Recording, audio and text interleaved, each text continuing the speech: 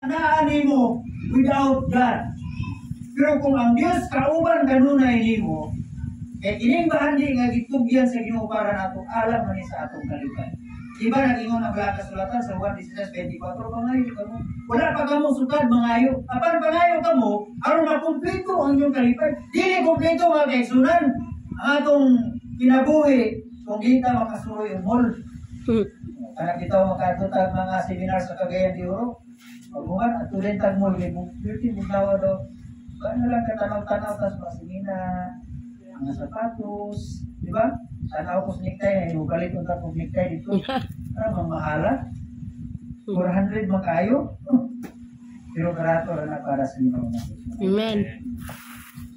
Salamat sa Ginoo sa kabuhong dili dautan kung naa kay kabuhong.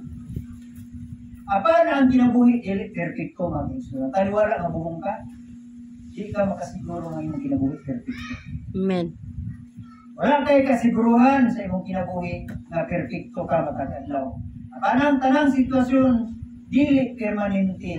Dunay mga kausaban nga dili malikayan.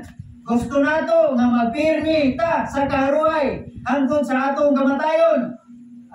Aban, dunay usa ka butang nga gakapangitabo sa atong kinabuhi. Between the joy and happiness, there is one full hope. Dunay usa ka tawag sa Ginoo. Kanong gitawag ka sa Ginoo? Kung kaya wala na ka makikita. Kung kaya naana ka sa kalipay, naana ka sa paghugoy-hugoy, muna nga, sa akong nang ginaingon, ang paglipay-lipay dili mandautan. Pero unahon na ito ang Ginoo. Amen? Amen. Unahon na ito. One day, dunay usa ka tawag nimo sa imong kinabuhi.